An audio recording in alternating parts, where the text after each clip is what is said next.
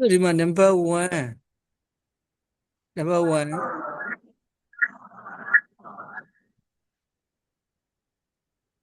So number one. Webury shopping center and free car pack for our customer. Free car pack for our customer. So A, anyone can pack in the car pack or anyone. Or you must pay to the guy in the car pack and you can pack the car if you shop here. So A or B or C, what do you think? C. B. C. Anyone can pack in the car. Is it true? C. You can pack the car in the you shop here. Di ma zero may so in bale free car pack for your customer, our customer. Customer drop a car pack in B ma so that's C. Number eight. Hi, I hope you like the trainer. If you don't, you can change them and return them.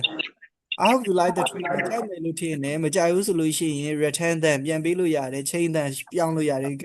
to the reception. I can give the receiver and sue. So A or B or C, what do you? ဒီမှာလာချစ်လို့ရတယ်ဒီမှာလာချစ်ကြည့်လိုက် ABC ကိုလာချစ်ကြည့်လိုက်ဘာတော့ ABC ပဲရဖြစ်မလဲ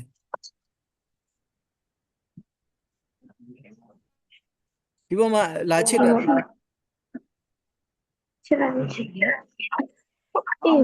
因为我年轻。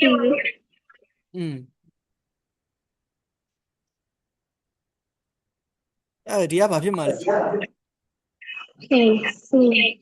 Give the trainer back trainer တွေကိုပြန်ပေးလို့ရတယ် as for his aunt money သူ့ရဲ့အတော်ပြန်တောင်းပစ္စည်းပြန်ပေးပြီးတော့အတော်ရဲ့ပတ်စံတွေပြန်တောင်းမှဆိုတော့ကျတော့ဘာဖြစ်တာလဲပစ္စည်းပြန်အပ်လို့ရတာကိုပြောတာ I hope you like the trainer ကြိုက်မယ်လို့မျှော်လင့်တယ် if you မကြိုက်ဘူးဆို you can change them ပြောင်းလို့ရတယ် return them သူတို့ပြန်အပ်လို့ရတယ် I can give you the receipt ပြီးတော့ငါဘောင်ချပေးလိုက်မယ် and so မကြိုက်ရင်ပြန်အပ်လိုက်ဘောင်ချပေးလိုက်မယ်ဆိုတော့ဘာဖြစ်တော့ give the trainer back trainer တွေကိုပြန်သွင်းပြောတာအဲ့ကြတော့ဒီအား Number 3 so do you have any children furniture you don't need ကလေးသုံးဆောင်ပစ္စည်းတွေ you don't need မလိုတဲ့ဟာတွေမင်းမှာရှိလားတဲ့ contact the city children club ရှိတယ်ဆိုရင် city club မျိုးကကလေးအသင်းကိုဆက်သွယ်ပါတဲ့ကလေးအသင်းကဘာမလိုအပ်တဲ့ပစ္စည်းတွေကိုအလူပြန်ခံတာ so this is A or B or C what do you think someone who has a children but and they don't want ကိုမလိုတဲ့ဟာတွေဒါပဲကိုမလိုတဲ့ကလေးတွေရဲ့ but အိပ်ရာတွေရှိတယ်ဆိုရင်အသုံးမလို့တော့ရင်ဘာသူတို့ရဲ့ဌာနကိုလာလူလက်မိခင်နဲ့ကိုစောင့်ရှောက်ရေးလာလူပြောတာအဲ့ကြတော့ဘာဖြစ်မှာတော့ဒီဟာ C ရပါတော့ C ရပါတော့ CCB ဟုတ်လား CCB အဲ့ဒါကိုဘယ်လိုလဲဒါလိုလေးပဲရတယ်ဘယ်နေရာတွေမှာမားနော် So,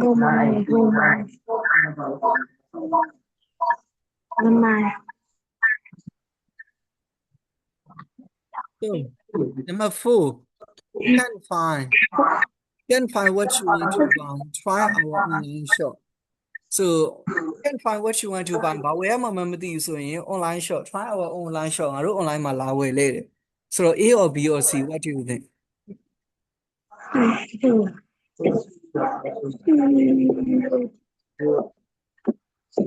မင်းဘာဝယ်ရမှမသိဘူးဆိုလို့ရှိရင် online မှာလာကြည့်ပြီးတော့လာဝယ်လဲဆိုတော့ဘာ C the shop buying thing you want to sell မင်းဝယ်ချင်တာတွေငါတို့ဆိုင်မှာရောင်းတယ်လို့ပြောနေတာမဟုတ် this shop ကမင်းလိုချင်တာကိုလည်းငါတို့ဆိုင်မှာရှိတယ်လို့ပြောလဲမဟုတ် can't find what you want to buy ဘာဝယ်ရမှမသိဘူးလားတဲ့စိတ်ပြတ်မနေနဲ့ငါတို့ website မှာ try our online shop ရဲ့ online shop ကိုလာပြီးတော့တက်လေတဲ့ကြိုက်တဲ့ short sell ပြီးတဲ့ internet မှာဒီဆိုင်ရပစ္စည်းတွေရောင်းနေဆိုတဲ့အဓိပ္ပာယ်ပြောတာဒါ C Number 5 if we join the program this weekend we can save 10 euro it has a great pool then shall we go together Sunday morning we join the local gym this weekend if we join the local gym this weekend ဒီတစ်ပတ်မှာ local gym ကို if we join ငါတို့တော့ join မယ်ဆိုရင် we can save 10 euro euro 30သက်သာမယ် there's a great pool there ရေကူးကန်ကောင်းလဲအိမ်မှာရှိတယ် shall we go together အတူတူသွားကြမလား Sunday morning တနင်္ဂနွေနေ့မှာအတူတူသွားကြမလားအဲ့ကြဘာကိုပြောချင်နေရလဲ if we want to go with that ဖက်နဲ့သွားခြင်းလားလို့ပြောချင်တာလား You want to go to gym. If he want to go to gym, gym ကိုသွားခြင်းလားလို့မေးနေတယ် If you want to go to CB ရေကူးသွားခြင်းလားလို့မေးနေရလားဘာအောင်မေးနေရလဲအဓိက 金家ဘာမေးရလဲကျွန်တော်လာချစ်မယ်အေးရောပြီးတော့စီပြလာချစ်မယ်ဒီမှာ B If you want to go to the gym သွားခြင်းလားလို့မေးတာ Hey so sick Fiona and Stephanie so why did Fiona write this email I can go shopping with you tomorrow မင်းနဲ့တူတူငါ shopping သွားနိုင်မှုတဲ့ I can go shopping with you tomorrow မင်းနဲ့တူတူငါ shopping မသွားနိုင်ဘူးဘာလို့မသွားနိုင်တော့ C Because I have a good Sunday job တနင်္ဂနွေ Saturday မှာအလုပ်ပေါ်လာလို့ I'm going to be a shop assistant Lucky Fashion မှာအလုပ်လုပ်ပေးရမယ် I will see you on Monday တနင်္လာနေ့မှာမင်းနဲ့တွေ့မယ်အဲ့ကြတော့ဘာကိုပြောကြအောင်အဓိက explain ဘာပြောချင်တာလဲ C to explain to Stephanie that her plan has changed စီစဉ်ထားတာတစ်မျိုးအခုကျမင်းစီကိုငါမလာနိုင်တော့ဘူးမင်းနဲ့မတွေ့တော့ဘူးငါဈေးဆိုင်ကူရမှာစီစဉ်ပြောင်းသွားပြီဆိုတာပြောချင်တာအဲ့ကြတော့ဒါ C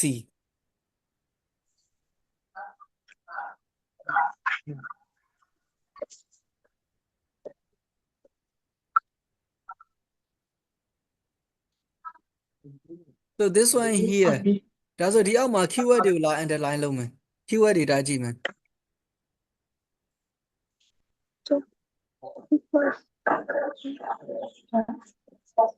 ပါရီလေ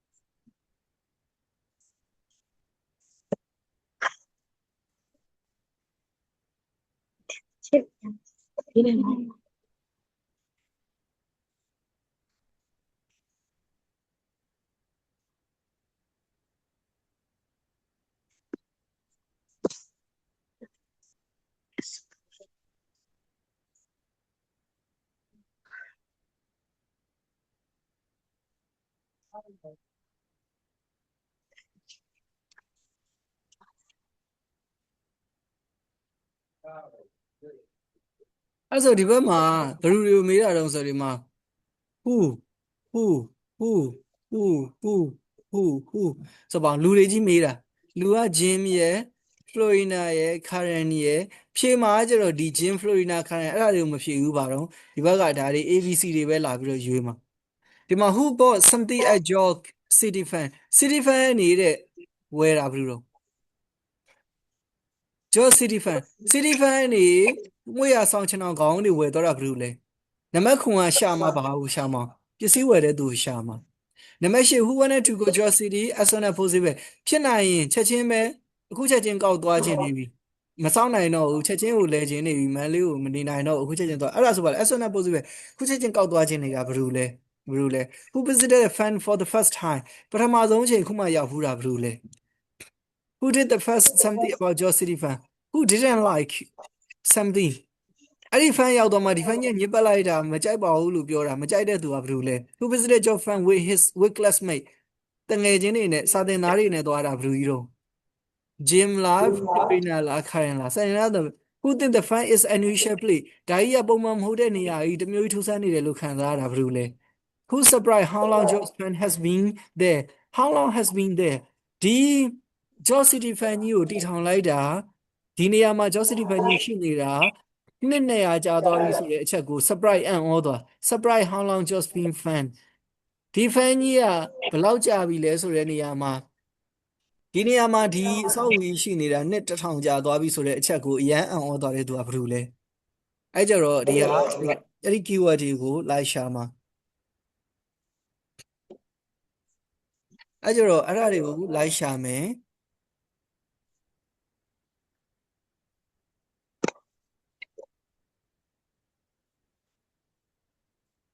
ဆိုတော့ Jim ငါ A Fiona က B Kayan ငါ C အဲ့ကြတော့ A B C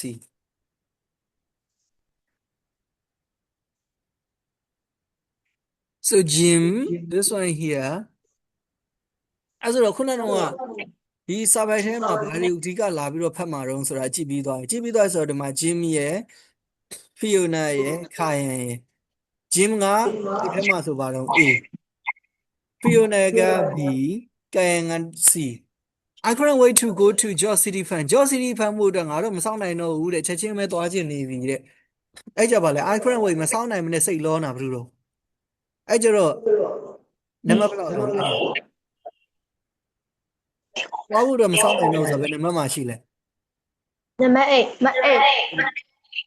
အဲ့ဆိုတော့ပို့စေပဲအဲ့ဆိုပါလဲနံပါတ်8အတွက်အဖြေတွေ့သွားပြီI always live in a city my family have there I never been to a fan before never to a fan before တခါမှအဲ့လိုဟာမျိုးမသွားဘူးပါဘူးတဲ့အခုမှရောက်ဘူးတာဆိုတော့အဲ့ဒါနံပါတ်ဘယ်လောက်တော့ Number 9. Number 9 I'm really interested and I learn a lot. There's a lot of different fans animal to see. I enjoy watching them. I even give goat some food. I think it's brilliant that there's a fan in our city. Everyone should visit it. Fiona Pajime. Also, I went to George City fan on school trip. School trip မှာတဲ့ George City fan. School trip ကျောင်းခီးစဉ်ဖြစ်သွားတာတဲ့ကျောင်းခီးစဉ်ဖြစ်သွားတယ်ဆိုမှကနေကသူ့အိမ်ကြီးချင်းနေနဲ့သွားပါမလား Wow. အဲ့ကြပါလား Classmate. ငယ်ချင်းနေနဲ့သွားတယ်ဆိုတော့နံပါတ်ဘယ်လောက် Number 7. Number ငယ်ချင်းနေနဲ့သွားတာပါလေနံပါတ်ဘယ်လောက်7 with classmate ငယ်ချင်းနေနဲ့သွားတာ7 So my grandparents has a fan in the countryside, so I know what a fan like and but I have a good time anyway. I was very surprised. Some of my classmates had never seen real pig or chicken. At the end of our visit, we went to the fan office and they sell eggs. I got some to take home. We went to the fan office where they sell eggs. ကျောင်းရရောင်းတဲ့စီကိုခီးစဉ်အဆုံးမှာသွားတယ်တဲ့ I got some to take home. အိမ်အတွက်လည်းဝယ်ခဲ့သေးတယ်တဲ့အဲ့ဆို fan ကိုသွားပြီးတော့ဈေးဝယ်လာတာဘယ်လိုတော့ဒီမှာအဲ့ဒီဈေးဝယ်လာတယ်ဆိုတာဘယ်လိုလဲ 7. နံပါတ်ဘယ်လောက်တော့ Who bought something at George City Fan George City Fan နေပစ္စည်းတစ်ခုဝယ်လာတာနံပါတ်ခွန်ဆိုတော့ခွန်အားဘယ်လိုဖြစ်မှာလဲ Fiona ဆိုတော့ Fiona ABC ဘယ်လိုလဲ B.အဲ့ဒါ B I had an idea that George City Fan has been there အဲ့ဆိုလို့ရှိရင်ဒီဘက်မှာ Kayan ကိုဖတ်မယ် I have no idea that George City Fan has been there for over 30 years ဒီမှာတဲ့ over 30 years နှစ်30ကျော်ဒီ fan ကြီးလေခွင်းကြီးရှိတယ်ဆိုတာငါတို့ရွာနန်းကက်ရက်ကြီးရှိတယ်ဆိုတာမသိဘူးတဲ့ I have no idea that City Fan has been there ဒီနေရာမှာအဲ့ရွာနန်းလေးမှာလေခွင်းကြီးနှစ်30ကျော်ရှိခဲ့တာအခုမှပဲသိတော့တယ်တဲ့အဲ့ကြတော့ဒီဟာရဲ့တက်တန်းနဲ့ပတ်သက်ပြီးအံ့ဩတော့တာဘယ်လိုတော့ကာယံကပါတော့ C C. တက်တန်းနဲ့ပတ်သက်ပြီးတော့အံ့ဩတာဘယ်လိုတော့နံပါတ်ဘယ်လောက်တော့ 7. So who is surprised how long George City Fan has been there? Sadong. And it's strange because there is a railway on the side of the fan and a big road on the other side and this side in the middle. The first time I went to George City Fan, I was very young. So I didn't remember very much about it. Dima, the first time when I go to George City Fanကို तू ကပထမဆုံးတစ်ချိန်လုံးက I was very young ငယ်တဲ့အချိန်တုန်းကရောက်ဖူးတယ်ဒီမေကွန်းထဲမှာတစ်ခုကဘာတုံးဆိုတော့ George City Fan ကိုတဲ့ George City Fan ကိုအခုမှပထမဆုံးရောက်တဲ့သူဘယ်လိုလဲလို့မေးတာအခုကဒီကာယင်ကအခုမှပထမဆုံးရောက်တဲ့သူမဟုတ်ဘူးသူပထမဆုံးရောက်တဲ့ဆိုတဲ့အကြောင်း the first time လို့ပြောထားပြီးမြဲအဲ့ the first time ကဘာတော့ when I was very young ငယ်တုန်းကအရန်ငယ်တုန်းကသူဒီကိုပထမရောက်ဖူးတယ်ဆိုတော့ तू ကအခုရောက်တာဒုတိယအခေါက်အဲ့ကြတော့ဒီမေကွန်းထဲမှာပထမဆုံးရောက်ဖူးတဲ့သူဘယ်လိုတုံးလို့မေးတာပါလားအပေါ်မှာပါလား ပါတယ် နံပါတ်9ဒီနံပါတ်9နံပါတ်9ကို C နဲ့မားဖြေလို့မရဘူးဒီနံပါတ်9ကိုဒီ C ခိုင်ရန်လို့သွားဖြေလို့မရဘူးခိုင်ရန် the first time သူရောက်ဖူးတယ်လို့ပြောတာတော့မှန်တယ်ပထမဆုံးရောက်ဖူးတယ်ဆိုတာအခုမှပထမဆုံးရောက်ဖူးတယ်ဆိုတဲ့အဓိပ္ပာယ်ကိုပြောတာမဟုတ်ဘူးသူပထမဆုံးရောက်ဖူးတော့က the first time တော့ငါ I was very young ရန်ကိုငယ်ခဲ့တယ်လို့ပြောတာအဲ့ဒါယူ C နဲ့သွားမှာလို့မရဘူးပထမဆုံးရောက်ဖူးတဲ့သူကပထမဆုံးရောက်ဖူးတဲ့သူကဘယ်မှာတော့ဆိုတော့ A. ဒီမှာ A ဟုတ်လား I never been to a fan before. Fan ကိုတဲ့တစ်ခါမှမရောက်ဘူးသေးဘူးတဲ့အခုမှပဲရောက်ဘူးတော့တယ် I never been to a fan before တစ်ခါမှမရောက်ဘူးခုမှရောက်ဘူးတယ်ဆိုတော့ပထမဆုံးရောက်တာက Jim ပထမဆုံးရောက်တော့ကအသက်ရမ်းငယ်တာကကာယန်အဲ့ကြဒီကောင်မလေးကဘာတော့ဒီကောင်မလေးနှစ်ခေါက်ရောက်ဖူးတာသူကအခုမှပထမဆုံးတစ်ခေါက်အဲ့ကြပထမဆုံးရောက်တဲ့သူဆို Jim ကိုရွေးရမှာကာယန်ပထမဆုံးရောက်တဲ့ဆိုတဲ့စာသားကြီးကတော့အထက်မှာပါနေတယ်ဒါပေမဲ့ तू ကတခြားမျက်စိအောင်လဲအောင်ရေးတာပထမဆုံးရောက်တယ်ဆိုတာအခုရောက်တာပြောတာမဟုတ်ဘူးပထမဆုံးသူငယ်ငယ်ရောက်တာပြောတာအခုရောက်တဲ့အခါကဒုတိယအခါ So I never to this area so fun and the first time when I was just city fan I was very young ဒါသူပထမဆုံးကတော့အရန်ငယ်တယ် so I didn't remember very much about it အဲ့တုန်းကအကြောင်းဒီမှတ်တောင်မမိတော့ဘူးတဲ့ငယ်ရလဲဆိုမေ့သွား I went again about a month ago လွန်တဲ့တစ်လလောက်ကအဲ့ဒါဆိုရင်ဗာလေသူက3ခေါက်မြောက်ကိုရှိနေပြီပထမဆုံး when I was very young တစ်ခေါက်ရောက်တယ် I went again about a month ago လွန်တဲ့တစ်လလောက်ကတစ်ခေါက်ရောက်သေးတယ် and it was fun it was good fun ဒါပြောစရာကောင်းတယ် but it smell horrible ပြောစရာတော့ကောင်းပါရဲ့နွားချင်းတဲ့နေရာနံလိုက်တာတဲ့ smell horrible smell နဲ့နေရာ horrible ဆိုးဆိုးဝါးနံနေအဲ့ဆိုတော့ဒီဟာနဲ့ပတ်သက်ပြီးတော့တခုခုကိုမကြိုက်နေတဲ့သူကဘယ်လိုတော့ဒီကိုခဏခဏတော့ရောက်ပြီးတော့ဒါနဲ့ပတ်သက်ပြီးမကြိုက်နေတဲ့သူကဘယ်လိုတော့နံပါတ်ဘယ်လောက်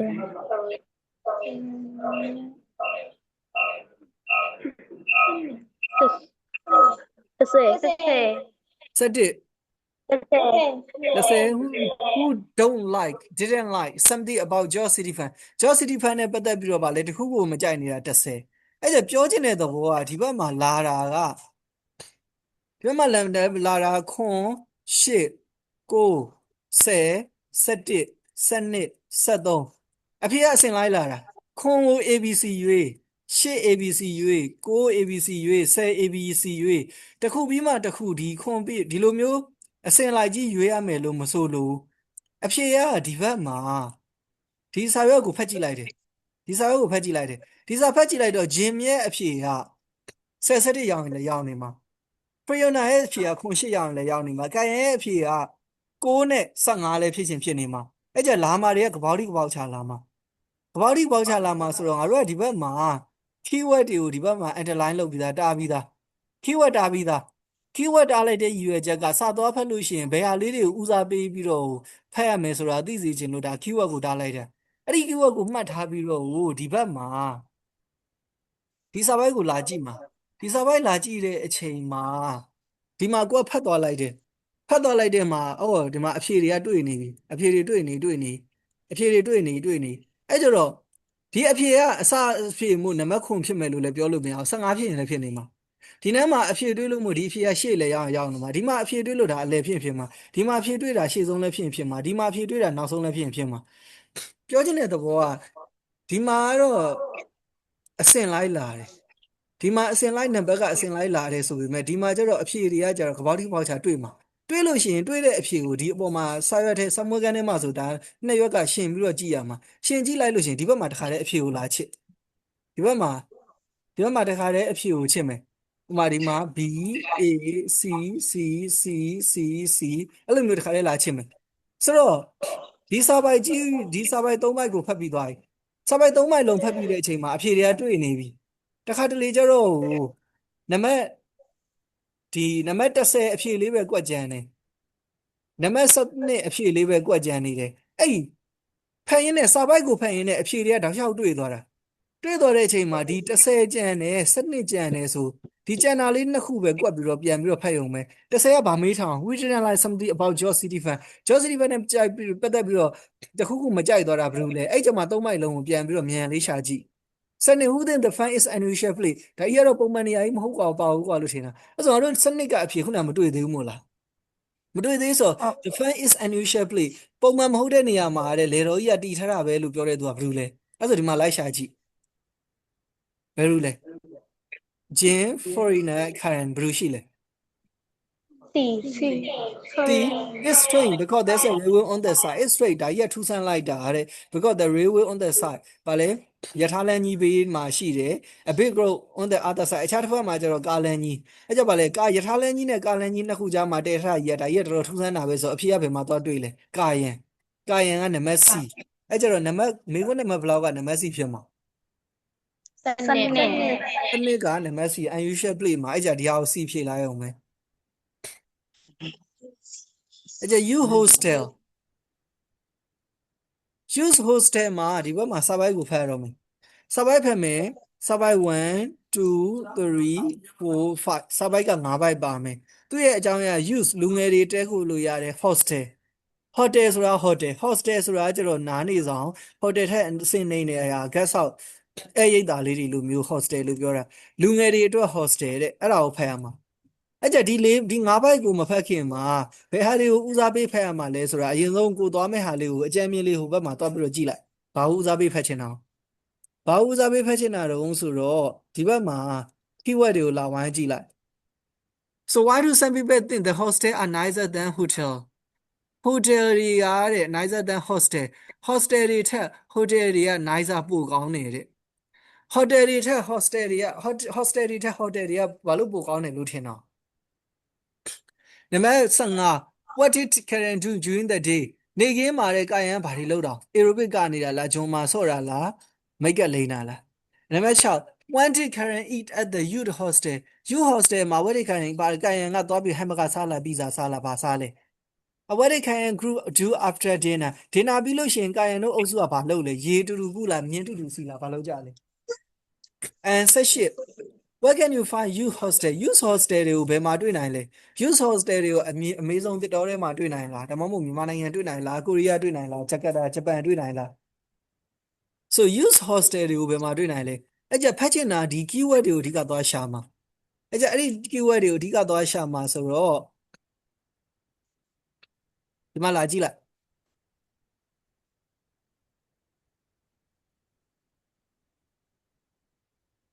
So you hostel. My name is Karen Smith. I'm 40. I'm just had the most amazing weekend ever. I stayed in a youth hostel for the first time. It was brilliant because youth hostel are cheaper, a cheap place to stay. Youth hostel they are cheap. People think they are not as nice as hotel. အဲ့ဒါကြောင့်မို့လူတွေကထင်ကြတယ် they are not as nice as hotel. Hotel လောက်မကောင်းမှုထင်တယ်တဲ့ hostel တွေကဈေးချိုလို့ hotel လောက်မကောင်းမှုထင်တယ်တဲ့ထင်ကြတယ်တဲ့အဲ့ကြတော့အဲ့မှာတင်ကအဖြေတွေ့နေပြီအဲ့ဆိုရင်ဒီမှာနံပါတ်14ရဲ့အဖြေကဘာဖြစ်မှာ A လာချစ်မယ်ပါ ABC ဘာဖြစ်မှာလဲ ချက် လာချစ်ကြည့်မယ်ဘာဖြစ်မှာ A because youth hostel are not expensive youth hostel တွေကဈေးမကြီးလို့မို့ youth hostel တွေကဈေးချိုနေလို့ hotel လောက်မကောင်းဘူးလို့လူတွေကထင်နေကြတာအဲ့ဆိုရင်ဒီဘက်မှာI don't agree. That's a big group. So we stay in a room, a lot of people, and but there are normal room too. It's just like hotel, and the hostel are not young people. Family can also stay in there. We are on the adventure week, so we have a lot of activity. We are on adventure weekend. So that weekend she did. So we have a lot of activity. ဒါကြောင့်မို့ငါတို့က hat လုပ်ခဲ့ကြတယ် lots of activity. Activity တွေများစွာလုပ်ခဲ့ကြတယ် activity တွေအများကြီးလုပ်ခဲ့ကြတာဆိုတော့ hotel မှာဒီကလေးတွေကဖဲရိုက်နေတာလားအိတ်နေတာလားမုန်းနေချက်လှုပ်စားနေတာလားမိကုန်းကဘယ်မှာလဲဒီမှာအဲ့ဆိုအဖြစ်မှန်ဘာဖြစ်မှာလဲ What did Kayan do during that day နေခင်းမှာ Kayan ဘာလုပ်တာလဲ A B C C C He did different activity တွေလုပ်ခဲ့တာ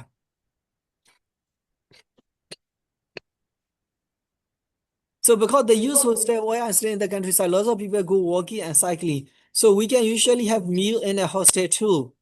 and we had breakfast there ငါတို့အိမ်မှာမနက်စာစားခဲ့တယ်တဲ့ but they give us lunch to take with us ငါတို့နဲ့အတူတူယူသွားဖို့အတွက် they give us lunch နေ့လည်စာကြတော့ဟိုတဲ့ parcel ထုတ်ပေးလိုက်တာတဲ့အဲ့ကြမနက်စာစားတယ်နေ့လည်စာကြတော့ဟို parcel ထုတ်ပေးလိုက်တယ်အဲ့ကြနေ့လည်စာပါတော့အမားချစ်နေ့လည်စာ parcel ထုတ်ပေးလိုက်တယ် in the evening ညနေခင်းမှာတော့ we had dinner back to the hostel မှာ dinner ပြန်စားပြန်ရောတဲ့ breakfast hotel မှာစားတယ်ညနေစာဒီမှာစားတယ်နေ့စာကျတော့ဗာလဲသူတို့က take away parcel ထုတ်သွားတာတဲ့အဲ့ကြတော့ hotel မှာဘာဖြစ်မှာလဲ When did Karen eat at the youth hostel 16ရဲ့အဖြေကဘာဖြစ်နိုင်လဲ A in the morning and in the evening ဖြစ်သွားမှာဟုတ်တယ်မို့လားအဲ့ကြတော့ဗာတော့ဒီရဲ့အဖြေက A အဲ့လိုဖြစ်သွားတယ်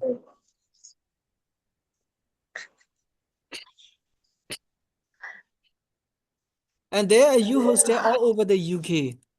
There are youth hostel. လူငယ်စင်တယ်တွေလူငယ်နေရာတွေအားတဲ့လူငယ်တဲခိုရေးနေရာတွေက all over the UK.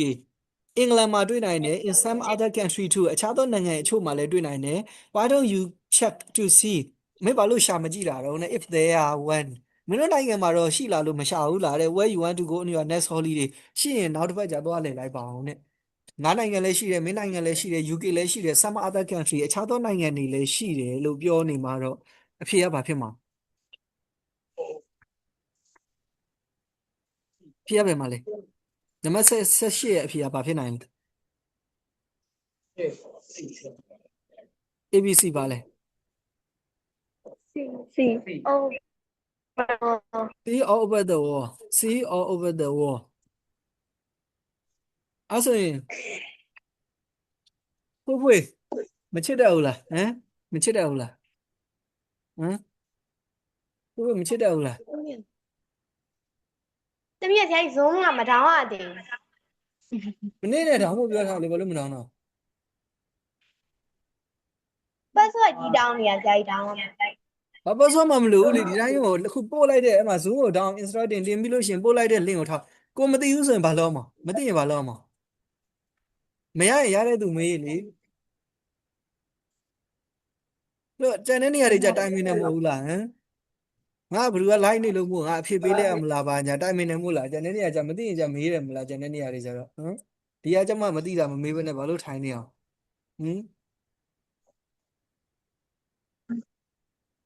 ဟမ်မချစ်တတ်လို့ရှင်ထုံတော့အောင်ရဲ့တင်ခိုင်းထုံတော့ချစ်ကျွမ်းနေသူကထုံတော့ရဲ့ကြော်ကြီးကကြာဟိုဘက်လွန်နေသူကချစ်တတ်တဲ့ဟိုဘက်လွန်သွားပြီးတော့ဂိမ်းဆုံးနေမသိရင်မေးလေအဲ့မသိဘဲနဲ့ဟိုအဲ့ဒီပုံမှာမသိဘဲနဲ့ဒီတိုင်းနေငါတော့ဆမွဲကျတော့ဖြေလဲရမှာမဟုတ်ဘူးသိမသိစာပါတော့အောင်ဖြေရမှာမလုပ်တတ်တာမမေးဘဲနဲ့ထိုင်နေလို့မရအောင်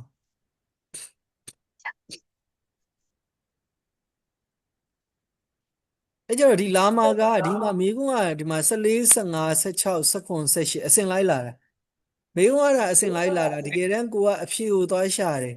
အဖြေသွားရှာတဲ့အချိန်ကျတော့ဒီအဖြေကအစင်လိုက်လာခြင်းမလာမှာဒီမှာ15 16ရဲ့အဖြေကအရင်တွေ့ပြီးတော့18 19ရဲ့အဖြေကအောက်ရောက်တာမျိုးလည်းဖြစ်တတ်တယ်ဒါတော့အစင်လိုက်လဲလာခြင်းလဲလာမယ်မလာခြင်းလဲမလာဘူးဒါပေမဲ့တေချာတာတော့အစင်လိုက်လာရင်တောင်မှကိုကအဖြေကိုကြော်သွားပြီးအစင်လိုက်မတွေ့တာမျိုးလည်းဖြစ်တတ်တယ်အဖြေကိုအစင်လိုက်မတွေ့ဘူးအဖြေသွားရှာတဲ့အချိန်အဖြေတွေကကပေါတိကပေါက်ချဖြစ်မှာဒီကတွေ့တယ်18တွေ့တယ်ဆို18ကိုအရင်သွားချစ်နံပါတ်9တွေ့တယ်ကိုရင်သွားချစ်နံပါတ်9တွေ့တယ်နံပါတ်9ကိုရင်သွားချစ်ဒီတွေ့တဲ့အရာတွေကိုဒီတွေ့တာတွေကိုဒီအပေါ်ဒီအောက်ကအဖြေမှာရင်သွားချစ်အကုန်လုံးချစ်ပြီးသွားပြီဆိုမှဒီမှာဒီဟာကြီးကနံပါတ်16ကြီးကြံနေခဲ့တယ်နံပါတ်14ကြီးကြံနေခဲ့တယ်ကြံနေဆိုမှဒီဟာကိုတခြားပြန်ဖတ်ပြီးတော့မှဒီတဲ့အဖြေတွေနဲ့ဖြစ်နိုင်လဲဒီမှာပြန်ရွေးပြန်ချစ်ဆိုတော့ဒီဟာတွေကအစင်လိုက်တစ်ခုပြီးမှတစ်ခုလာမယ်လို့ဘယ်သူမှပြောလို့မရဘူးသူလာခြင်းမလို့လာမှာအဲလိုလာမှာဆိုတော့ကျတော့ဒီကတော့ keyword ရှာတဲ့ချိန်တော့အစင်လိုက်ရှာသွား keyword ရှာတာတော့အစင်လိုက်ရှာသွားပြီးငါဘယ်ဟာကိုဦးစားပေးဖတ်ရမယ်လို့ကိုယ်စိတ်ကမှတ်ထားပြီးသွားလို့ရှိရင်မှတ်ထားပြီးသွားလို့ရှိရင်ဒီဘက်မှာဟိုဟာဖြစ်တဲ့အချိန်မှာတော့ဒီကိုအဖြေလာကြည့်တဲ့အချိန်မှာတော့ဒီမှာစာပိုက်ကိုလာဖတ်ပြီးအဖြေကြည့်တဲ့အချိန်မှာတော့ရှင်းနောက်တွေလည်းလွဲကောင်းလွဲနေမှာရှင်းနောက်တွေလွဲလေကိုသိတာကိုအရင်ဖြေုံပဲကြံခဲ့ပြီဆိုမှကြံတာကိုတစ်ချက်ပြန်လာပြီးတော့ကြည့်ပြန်လာတစ်ချက်ကြည့်မှာဒီမှာဘယ်နေ့မွေးနေ့ကကြာဒါဆိုရင်ဘာလုပ်တော့ဆိုတော့မွေးနေ့ကကြာငါတို့ကဒါဖတ်ကြည့်လိုက်ရုံပဲ Betty. Lots of people around the world have Betty with present and a cake for their Betty. Betty cake usually have candle on them. The person whose Betty is blow out a candle after a make and hash a Betty song. Hash set or shout or sing a Betty song. What do you think? ABC. So yeah, send a and number one, the candle are blown out. A is make. A is sometime make. ဖြောင်းနိုင်မဟုတ်ပြီးဘာလို့တော့ A wish. ဆူတောင်းတာ A wish ဆူတောင်းတာ is sometime make. Is that allowed? And that is because people that don't come true. If people ဘာဖြစ်တော့ people လူတွေကဘာဖြစ်မှာလဲဟုတ်မျောလင်းတာလားသူ့ကိုလူတွေသိသွားတယ်ဆိုမပြေတော့ဘူးလူတွေကဆုံးဖြတ်တာလားဟုတ်မျောလင်းတာလား belief ယုံကြည်နေတာလား ဗလိယုံကြည်တာဆူတောင်းရင်တိုးတိုးလေးတောင်းရတယ်သူများသိသွားလို့ရှိရင်ကိုယ်ဆူတောင်းမပြည့်တော့ဘူးလို့လူတွေကဗလိယုံနေတာယုံလို့မွေးနေ့မှာဖျားနိုင်မိတ်မှုတ်ပြီးရင်ဆူတောင်းတာဘယ်လိုလုပ်အောင်တော့တိုးတိုးလေးပဲဆူတောင်းတာတကယ်ချင်းနေဘာတွေဆူတောင်းတာလဲငါပြောပြစမ်းပါဆိုတိုးတိုးလေးပြောချင်လဲပြောမယ်မပြောရင်လည်းမပြောဘူးအော် this is secret ဒါကဗာလဲလျှို့ဝှက်ချက်ပါလို့ပြောတဲ့သူလည်းရှိတယ်အဲ့လိုမျိုးသူများကိုမကြားစေချင်တာကသူများသိသွားရင်ကိုယ်ဆူတောင်းသူများကြရင်အကျယ်ကြီးအော်ဆူတောင်းရင်ကိုယ်ဆူတောင်းကမပြည့်တော့ဘူးလို့ဒီဇိုင်းဆုံးဖြတ်လို့လားဟုတ်မျှော်လင့်လို့လား belief ယုံကြည်လို့လားဆိုယုံကြည်လို့ that's because people believe that it's not come true if that and in some for example Mexico in some အချို့သောဘယ်ဒီမှာလဲ continent ကျွန်းတွေမှာလား city မြို့တွေမှာလား country နိုင်ငံတွေမှာလားမွေးနေ့ကိုဘယ်နိုင်ငံမှာဘယ်မြို့မှာကျင်းပတာလားဘယ်ကျွန်းမှာကျင်းပတာလား countries နိုင်ငံတွေမှာကျင်း countries နိုင်ငံမှာ Mexico နဲ့နောက်မှာလဲ Mexico တို့ USA တို့မြို့တွေပေးထားမှာတော့ရှေ့မှာလဲပါတော့မြို့ပဲယူမှာပေါ့နောက်မှာအာရှတို့အာဖရိကတို့ကျွန်းနေနာမည်တွေပေးထားရဲဆိုတော့ရှေ့မှာ continent ကျွန်းနေရွေးမှာပေါ့ a popular character and is of sweet and small brands and sweet ချိုးချင်းလေးလက်ဆောင်ငယ်လေးတွေထည့်တာဘယ်ထည့်တာလဲ food food ပြည့်နေတာ food crowded ပစ္စည်းတွေပြည့်ရင် food လူတွေပြည့်နေ crowded လူရှုပ်တာကားတွေပြည့်နေကြပါလေ busy လမ်းပေါ်မှာကားတွေပြည့်နေ busy road ဖျားပွဲမှာလူပြည့်နေ crowded အိတ်ထဲမှာဆိုင်နေပြည့်နေ food သုံးခုလုံးကတော့ပြည့်တာပဲပစ္စည်းပြည့်တာလားလူပြည့်တာလားကားပြည့်အဲ့ပေါ်မှာမူတည်ပြီးတော့ဒီမှာ food ဖြစ်သွားတာ24က and have to so that the sweet come out ဆိုတော့ကလေးရတဲ့ခေါင်းနဲ့တိုက်ရမှာတဲ့အဲ့ဒါကြောင့်မို့အဲ့ဒီလိုတိုက်လိုက်မှချွေချင်းတွေကအပြင်ထွက်လာမှာတဲ့အဲ့ကြဒီကဘာဖြစ်မှာလဲကယ်ရီကလေးကခေါင်းနဲ့ပြစ်တိုက်ရမှာလားဟိုးကင်ထားခေါင်းနဲ့ကင်ထားမှာလားခေါင်းနဲ့ကယ်ရီတည်ရမှာလား hit ဆိုတော့ဒါလေးဆိုလွယ်တယ်လွယ်လေးတွေဟုတ်တယ်မလားဒီမှာ1 2 3 4 5 6ဒီဟာရင်းက6မှတ်ရနေပြီအဲ့ဒါကိုဘာလို့9မှတ်ရတဲ့သူကရှိသေးတာဘယ်လိုများဖြေလိုက်တော့ဒီမိကုန်းတစ်ခုလုံးကအရန်ကိုလွယ်တာအဲ့ဒါတော့မှဘယ်လိုများဖြေလိုက်တော့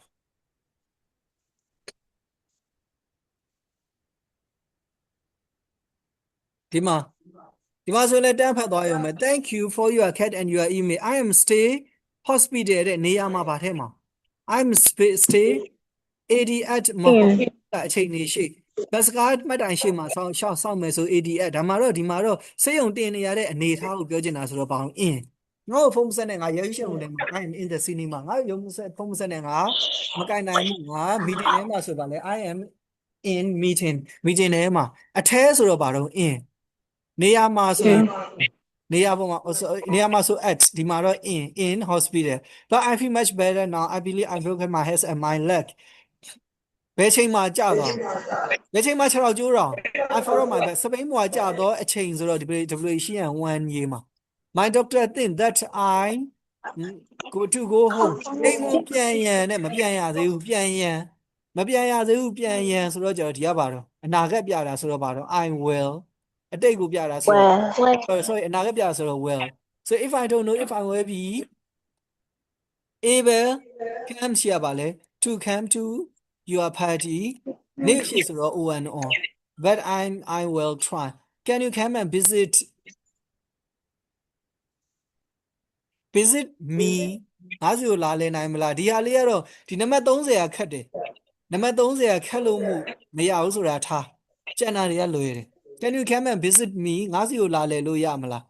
မမောစီသွားလဲလိုက်စမ်းမငါမအားလို့သူ့ကိုဆောင်းလျှောက်လိုက်စမ်းမဆိုရင်ဗာလဲ can you come and visit mama can you go သွားလိုက်ရမလား can you go and visit mama one day after school ကျောင်းပိတ်ရင်ကျောင်းဆင်းလို့ရှိရင်မမောစီသွားလဲလိုက်စမ်းမဟဲဆိုရင် can you go သွားလိုက်စမ်းမလာစမ်းမဆိုပါတော့ can you come and visit me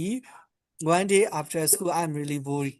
အဲ့ဆိုအဲ့ဒါကိုနားမလဲတာရှိလားအဲ့ဒါကိုနားမလဲတဲ့သူရှိလားအခုပြောသွားတဲ့ဟာရှိအခုပြောသွားတဲ့ဟာကိုနားမလဲတဲ့သူရှိလားရှိဘူးရှိလားရှိလားအေးနားမလဲတဲ့သူမရှိဘူးမှတ်ရအောင်ပဲမဖြစ်နိုင်တာ